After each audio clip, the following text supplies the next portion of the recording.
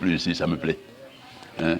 Ça me plaît de savoir ce que tu fais, de savoir que tu es encore sur la ligne que nous avons définie et que j'ai la chance qu'il y a peut-être beaucoup de Camerounais qui seront sur cette ligne-là. Oui, bon.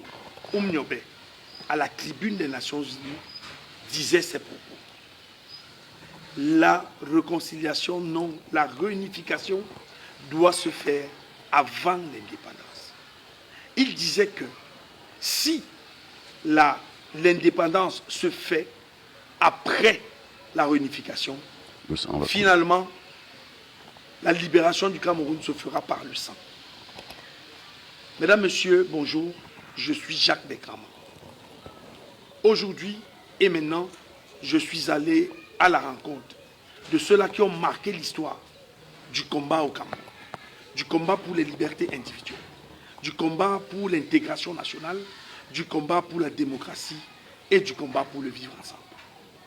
J'ai identifié une figure qui est une figure historique de la lutte pour les libertés au Cameroun, une figure historique de la contestation, une figure historique du combat citoyen, une figure emblématique de la révolution. Monsieur Mouamassok, bonjour.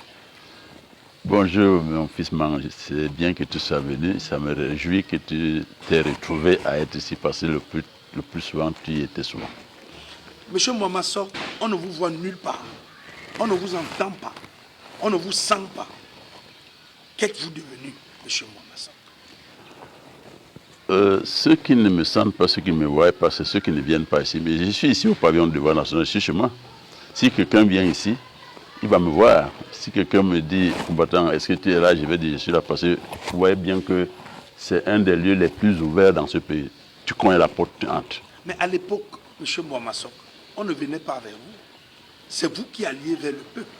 C'est vous qui donniez des conseils, des consignes au peuple. Qu'est-ce qui a changé? Ce qui a changé, c'est qu'il y a eu un moment où il y a eu trop de bruit dehors. Je n'aime pas les bruits. Il y a eu trop de bruit, c'est-à-dire qu'il y a eu trop de nouveaux venus qui se sont appropriés le terrain par les bruits. Bon, je leur ai dit, bon, je me suis dit non, je les laisse faire. Et un moment va arriver, certainement, le temps aidera pour que je revienne, pour que je me retrouve encore avec les populations, pour que nous puissions avancer tel que nous avons dessiné le chemin. Mais je ne pouvais pas me mêler à ce qui est là dehors depuis un bon bout de temps. Nous célébrons aujourd'hui, 20 mai, la fête de l'unité nationale. Quel est le sens que vous donnez à l'unité nationale au Cameroun? L'unité nationale, telle que ça a été défini par les autres, est un problème. Parce que l'union est encore mieux que l'unité. Quelle est la différence que vous faites entre l'union et l'unité? L'union est une chose, comment est-ce qu'on peut dire ça? C'est pas immuable. C'est pas immuable. Oui. L'unité peut l'être. D'accord. Pensez-vous que nous tendons droit vers l'union au Cameroun ou alors vers l'unité? Nous allons arriver absolument à l'union. Et c'est pour cette raison-là que l'Omporo Oumiobe et ses compagnons de l'époque avaient estimé que le mouvement qu'ils ont créé devait s'appeler l'union des populations du Cameroun, pas l'unité des populations du Cameroun. Le choix là n'était pas un choix au hasard. L'union des populations du Cameroun. Et c'est pour ça que je demande aujourd'hui à certaines personnes que bon, tu es Camerounais et tu n'es pas dans l'union des populations du Cameroun, que tu es où? Que tu es où? Monsieur le combattant, oui. Lorsque vous dénonciez, lorsque vous marchiez dans les rues de Douala pour brandir votre mécontentement face au régime néocolonialiste qui est installé à Yaoundé, avez-vous pensé un seul jour que le Cameroun se déchirerait avec le tribalisme tel que cela est vécu aujourd'hui? C'est parce que j'ai pensé que je me battais pour que ça n'arrive pas. Et jusque maintenant, je continue à me battre. Parce qu'au fait, le problème du tribalisme n'est pas nouveau au Cameroun. Les colons et les néocolons en ont fait un support de leur manière de faire. S'il n'y a pas le tribalisme, le pouvoir de Yaoundé ne va plus exister. Parce qu'il y a le tribalisme, la corruption et la violence. Monsieur le combattant, oui. Est-ce que vous connaissez un certain Abel Elimbi Lobé? Oui, je le connais. Est-ce que vous écoutez ces diatribes qu'il profère à l'endroit du peuple bamileke? Je ne m'intéresse pas beaucoup à ça parce qu'au fait, pour moi, ce sont les phénomènes, ça ne va pas durer longtemps. Ça va durer autant que celui qui les profère est encore là, mais sinon après ça, je ne suis pas sûr que ça va tenir. Pensez-vous que nous sommes au Cameroun dans une logique de tribalisme d'État? Oui, oui, parce qu'au fait, c'est l'État qui a... Bon, l'État est au-dessus de tout, on peut dire ça.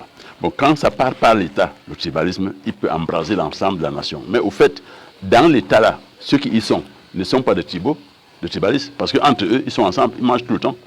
Mais lorsqu'ils descendent pour diviser la population, ils savent que c'est le tribalisme qui peut être, au fait, la référence, qui peut permettre que les gens ne soient pas ensemble. Bon, mais moi, par exemple, et les autres comme les Oumiobe, n'ont pas été des tribalistes. Je me bats pour que le Cameroun soit dans l'union demain, dans l'ensemble. Pour parler d'union, pour parler d'ensemble, connaissez-vous ce que c'est que l'Ambazonie, la République d'Ambazonie? C'est une république qui est née du fait que le président actuel du Cameroun a décidé en 1984 de changer le nom du Cameroun, de République unie à République du Cameroun. Or, République du Cameroun, c'est l'appellation que le Cameroun français de 1960 avait. Bon, vous savez très bien qu'au fait, la République fédérale, il appelle ça la République unie du Cameroun, est une référence à deux zones. S'il n'y a pas deux, il ne peut pas avoir unification, il ne peut pas avoir unité.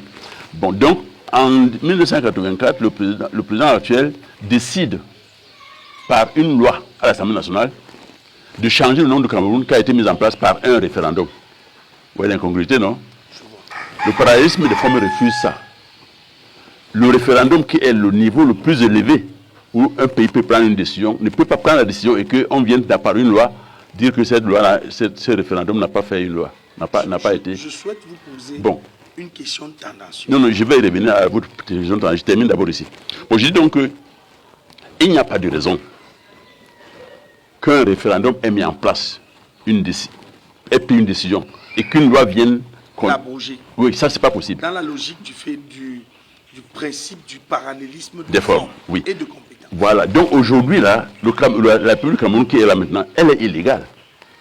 Non, c'est vrai. Hein? Nous avons la même manière de penser. Elle est illégale parce que dès qu'elle a été mise en place en 84, oui, c'est depuis 84 que nos frères anglophones ont cherché à décider, à se rappeler encore que le 1er octobre était encore une date qu'ils devaient célébrer. Depuis 84, lorsqu'on a changé. Parce qu'au fait, lorsque vous et moi, je disais ça maintenant tout à l'heure avec le combattant, lorsque vous et moi, qui sommes déjà adultes, décidons que nous nous rencontrons et que nous changeons notre nom, nous allons faire comme deux jumeaux qui décident d'habiter dans une même maison. Et que un autre jour, moi je trouve que tu n'es plus dans la maison, tu es rentré dans ta maison de l'époque dès qu'on s'est rencontrés. Moi aussi je rentre chez moi. Donc c'est ce qui s'est passé en 84. Quand les Camerounais, quand le président actuel a décidé de faire en sorte que le Cameroun ne s'appelle plus comme les deux côtés du Cameroun avaient décidé de s'appeler, République unie, d'abord République fédérale et République unie, bon, les gars ont compris qu'ils ont été roulés dans la farine. Et ceci par l'entremise de la France, des gouvernants. Parce qu'au fait, République du Cameroun, c'est ce que les Français avaient donné au Cameroun le 1er janvier 60. Et ils tenaient absolument qu'on y rentre. Bon, parce qu'entre-temps, de 1960 à 61, qui a été la période où le Cameroun est allé à l'indépendance totale, parce que ça a été un processus du 1er janvier 60 au 1er octobre 61. Donc le Cameroun est vraiment indépendant le 1er octobre 61. Si c'est moi qui mettais la date, c'est celle-là qui devait être célébrée. Donc entre-temps, là, de 1961 à 1972, le président de l'époque, s'est retrouvé à la tribune fêtant le 1er janvier et le 1er octobre vraiment dans l'embarras. Parce qu'il savait très bien que les gens qui sont en train de passer là pour défiler, ce n'est pas à lui-même qu'on pensait. On pensait à Oumiobe, on pensait à... Parce que c'est eux qui se sont battus. Bon, il a donc trouvé un moyen pour trouver une date à lui. Donc il devait s'approprier la paternité. N'est-ce pas? Il a donc créé le 20 mai 72. Et du 20 mai 72. Ça ne représente pas grand-chose dans l'échiquier véritablement historique. Non, en dehors du fait qu'il a mis un référendum dessus, il n'y a rien, le 20 mai. Bon, Donc, au fait, l'Amazonie dont vous parlez là est une création, pas le nom, hein, mais l'ensemble de ce qui se passe autour de ça est une création du président actuel parce qu'il a changé le nom du Cameroun de République unie Donc, à République dire que du Cameroun. c'est le président Biya Paul, président désigné par le Conseil constitutionnel, Oui. qui est à l'origine de la cession du Cameroun. Il n'y a même pas de doute dessus. Je venais de le montrer, non. Je vous dis que les Camerounais, le Mporo a dit qu'il faut d'abord l'unification du Cameroun avant l'indépendance. Si on l'avait fait, on ne serait pas là où on est. Bon, maintenant où on ne s'est pas unifié avant l'indépendance et qu'on ne s'est unifié chemin faisant, c'est comme deux entités. Ça fait deux entités, deux pays en vrai, qui se sont retrouvés et qui ont donc créé la République fédérale du Cameroun ensemble. Oui. Ils ont créé enfin après la République unie du Cameroun après, et que le président actuel a décidé de mettre un terme à ce processus-là qui était un processus d'ensemble des deux zones. Et qu'on doit rentrer dans l'appellation de janvier 60 où les Français ont dit qu'ils ont donné l'indépendance du Cameroun. Ok, ma question tendancieuse là voici. Oui, je vais. Que pensez-vous de M. Biya Paul? Que vous voulez que je pense de Paul Biya? Dis-nous ce que vous pensez. Non, moi je ne pense de rien. Les populations savent ce qu'ils pensent de Biya. C'est vous qui m'apportez ce nom-là ici, je n'aime même pas le prononcer. D'accord. Il est là-bas où il est. S'il est content d'être ce qu'il est, ça va. S'il est content d'être ce qu'il a été, ça va. Mais ce que je voulais quand même vous dire, c'est que les gens disent que le président Biya a mal dirigé au Cameroun. Il ne pouvait pas faire autrement parce qu'il n'avait pas l'ambition de diriger au Cameroun. Quelle était son ambition? Son ambition était d'être ce fonctionnaire qu'il a été. Et on me dit qu'il a très bien traité les dossiers en tant que fonctionnaire. Mais en tant que fonctionnaire, ça ne veut pas dire qu'il pouvait diriger. Bon, il n'a jamais pensé diriger. Or, diriger, c'est penser diriger. Il faut d'abord penser diriger. Avez-vous voté le 12 octobre 2025? Je vais voter quoi? Je vais voter pourquoi? Je ne vote pas. En octobre 2025. Moi, j'étais au champ. J'étais dans mon champ. Parce que il n'y avait rien là-bas. Puisque j'ai dit aux Camerounais que ce n'est pas la peine d'aller aux élections dans ce système-ci. Parce que ça ne va rien nous apporter. Par quel moyen l'alternance viendra au Cameroun? Par la résistance. Je suis résistant. Par la résistance des populations. La résistance, la rébellion ou la révolution? Je parle de la résistance. La résistance finit toujours par une révolution. Résister ou révolutionner. Vous pensez comme moi que ce n'est pas la révolution que nous réussirons à nous accaparer de la souveraineté du peuple? Non, monsieur, c'est vous qui pensez comme moi. Je suis né avant vous. J'ai pensé avant vous. Non, il ne faut pas transformer. C'est vous qui pensez comme le combattant et ça me plaît. Hein? Ça me plaît que vous pensiez comme moi et ça. Alors, il y a beaucoup de gens qui pensent comme ça. Vous êtes une bibliothèque. Vous avez fait l'objet de l'écriture de ce livre que j'ai lu. Parce que j'ai été touché par tout ce qui est écrit, que j'ai pris l'initiative de cette interview. Je vais vous dire que les jeunes générations au Cameroun ne vous connaissent pas. Je sais. Pour ceux qui ne lisent pas. Êtes-vous prêt à rejoindre le combat de manière active actuellement? Comment rejoindre?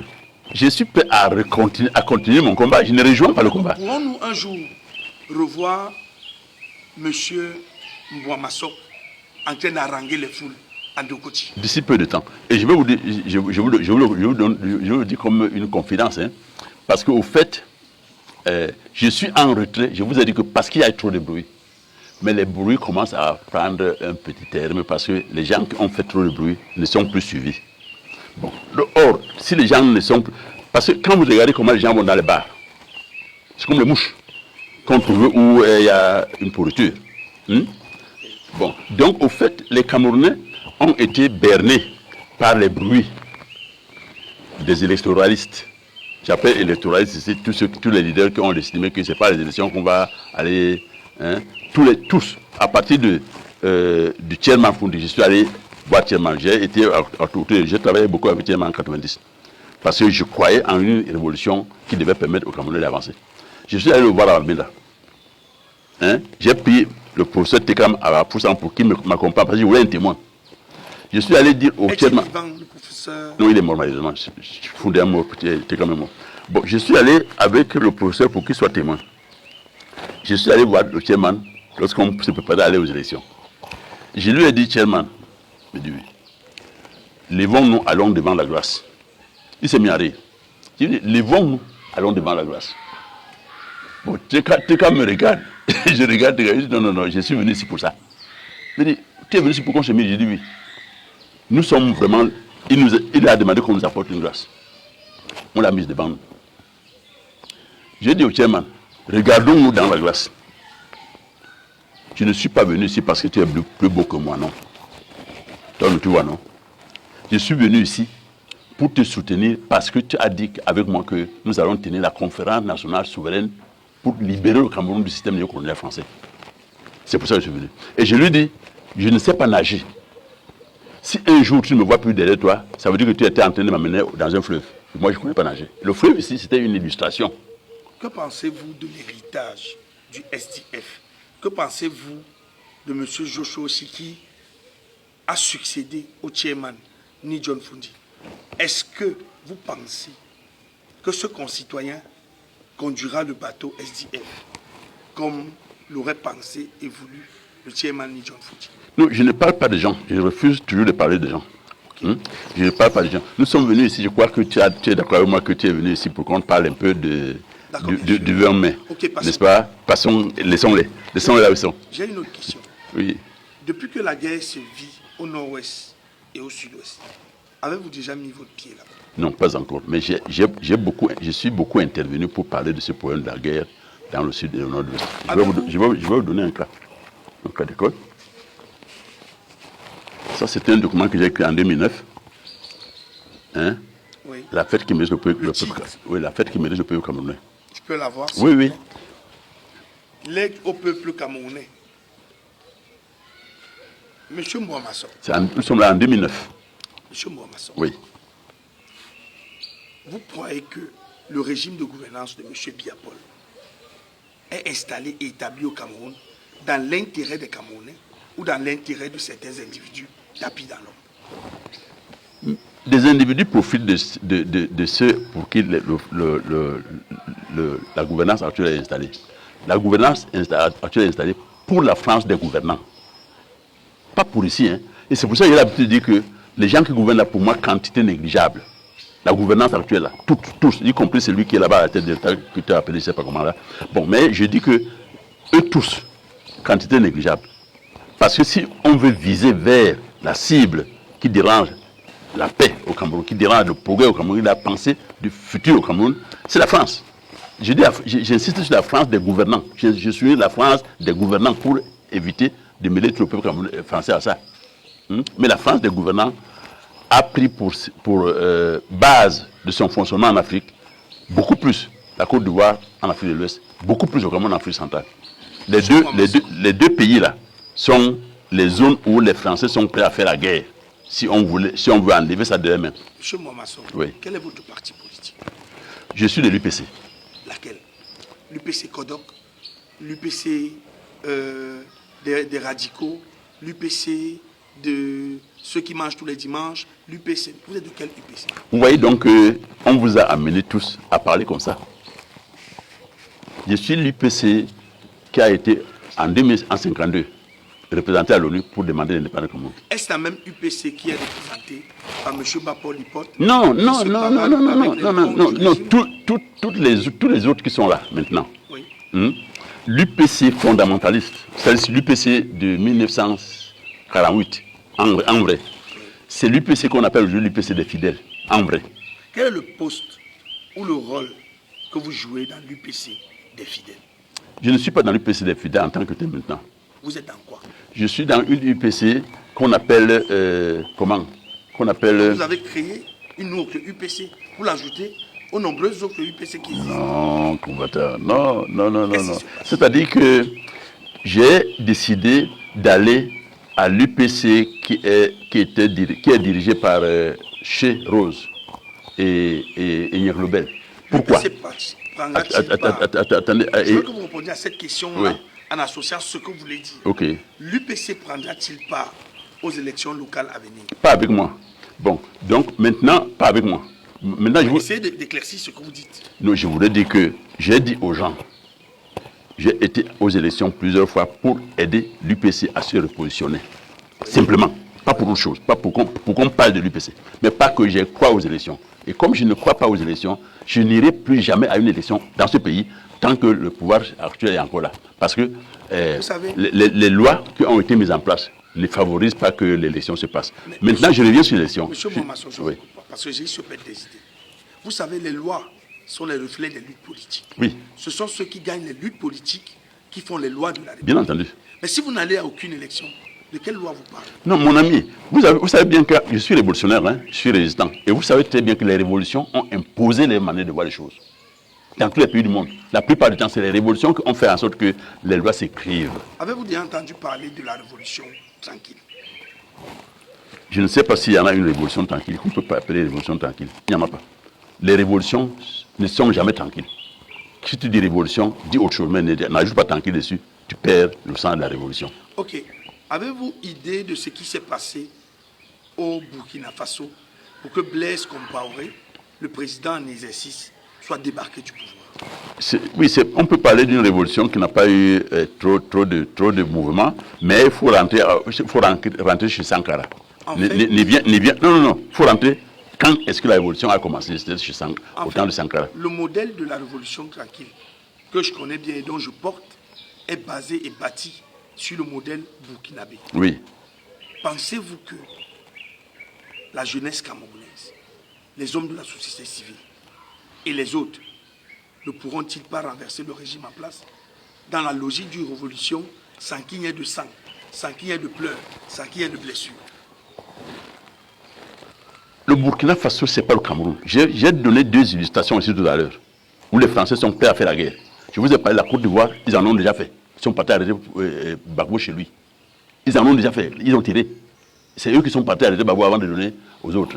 Ici, là, si vous pensez à une révolution qui sera comme celle du Burkina Faso, il faut devenir le Burkina Faso. Le Burkina Faso n'a rien. La France, elle est là-bas parce que comme elle est dans tous les pays, mais elle n'est pas ici au Cameroun comme elle est dans tous les pays. Elle est ici parce qu'elle veut y rester. Vous pensez que les malheurs des Camerounais sont du fait de la France ou alors du fait de ceux qui nous gouvernent? Je disais donc que les Français sont prêts à faire la guerre ici. Si vous voulez les enlever le Cameroun, parce que si vous les enlevez le Cameroun, vous les enlevez l'Afrique centrale. Si vous les enlevez la Côte d'Ivoire, vous les enlevez l'Afrique de l'Ouest. Et ce sont les 2 pôles de l'Afrique où les Français sont le plus ancrés. Bon, maintenant, est-ce que la dernière question que tu as posée, c'était quoi? J'ai dit, pensez-vous qu'il sera possible, qu'il est possible de renverser le régime en place par la jeunesse, par la société civile, par les leaders d'opinion, par les combattants? Non. La dernière question que vous m'avez posée, c'était de savoir si je pense que les gouvernants qui sont là sont pour notre évolution ou bien pour eux-mêmes. Oui. Je vais vous dire que la France ne peut pas être pour l'évolution d'un pays. Okay, la France travaille pour elle. Monsieur Momasson, oui. Avez-vous un prix? Avez-vous un prix, c'est-à-dire?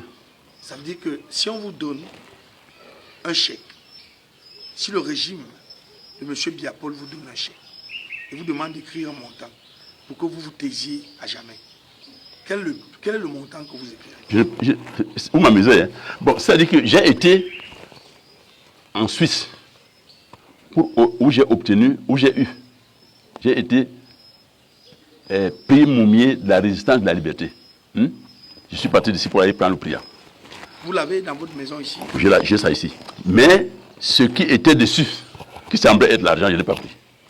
Non, attendez, je n'ai pas pris. On vous l'a donné, mais vous avez refusé. Oui, j'ai dit que je ne prends pas l'argent, je prends le prix, qui est un tableau. Je voulais savoir, pour savoir que j'ai l'idée de mon temps, je peux vous assurer que si, là où je suis là, les gens de Yaoundé, même comme leur chef n'est plus vivant, presque, enfin mentalement parlant, il n'est plus vivant, il n'est plus actif. Qu'on leur dit que le combattant Momasson a dit qu'il a besoin que vous venez lui donner sa part, vous allez voir ici ce soir. Je dis ce soir. Mais ils n'auront pas ça. Avez-vous déjà été approché? Beaucoup de fois dans ce pavillon.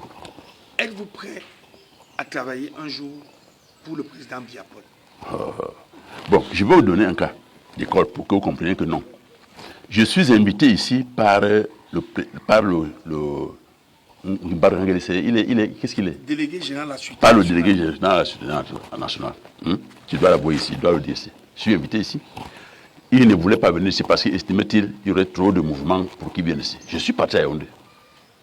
Il a dit que c'est pour la République. Pour la République, je suis allé à Yaoundé. Je suis allé à son bureau. Il m'a reçu à son bureau. Il ne vous a pas donné une enveloppe? Pourquoi vous êtes là-bas? Je suis en train de vous expliquer ce qui se passe. Vous m'avez dit que est-ce que je peux avoir besoin d'une enveloppe? Est-ce que je les ai déjà reçus? J'arrive donc à son bureau. La première des choses que je lui dis, je ne suis pas venu ici chercher l'argent. Il a souri. Je suis venu ici parce que vous avez dit que c'est pour la République. Il me dit, au moment où je vous reçois, là, le président c'est que je vous entends de vous recevoir. Il est vivant, non? Bon. Je lui ai dit, je suis parti avec un document. Comment procéder aux sorties positives des chefs d'État en Afrique, le cas du Cameroun. Je lui ai donné ça. Je lui ai dit, donne celui-ci au président Biya.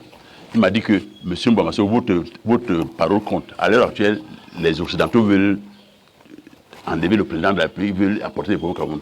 Nous voudrons que vous parliez pour soutenir le président. Je lui ai dit, je ne peux pas soutenir le système néocolonial. Je vous ai dit tout à l'heure que le président Biya a ramassé la gouvernance en route. Il se débrouille avec. Parce qu'il n'a jamais pensé gouverner. Et quand tu te débrouilles avec le gouvernement, la gouvernance, tu fais comme il fait. Il a même trop fait en tant que débrouillard. Monsieur Mbamasso. Oui. Merci. C'est moi qui vous remercie. Alors, mesdames, messieurs, nous sommes arrivés au thème de cet entretien. Mais nous n'avons pas fini parce que... Ah, vous avez d'autres choses à dire? Oui. Sur la fête du 20 mai, non? Regardez cette caméra, celle-ci. Sur la fête du 20 mai, qui est bientôt...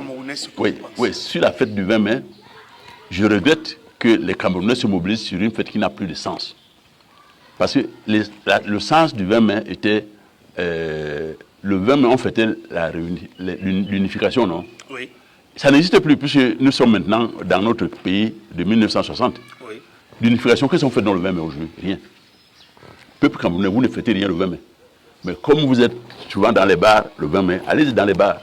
Ce n'est pas pour fêter pour le Cameroun. C'est avec cette note d'humour que nous mettons un terme à cet entretien avec l'un des plus grands combattants de l'histoire de l'Afrique subsaharienne, M. Mbamasso, qui nous a reçus ici au pavillon du devoir national. Pavillon du devoir national. Nous sommes heureux et nous repartons vivifiés. Chers Camerounais, continuez à suivre Revolution TV, la chaîne qui portera le Cameroun vers l'émergence. Que Dieu bénisse combattant. Combattant.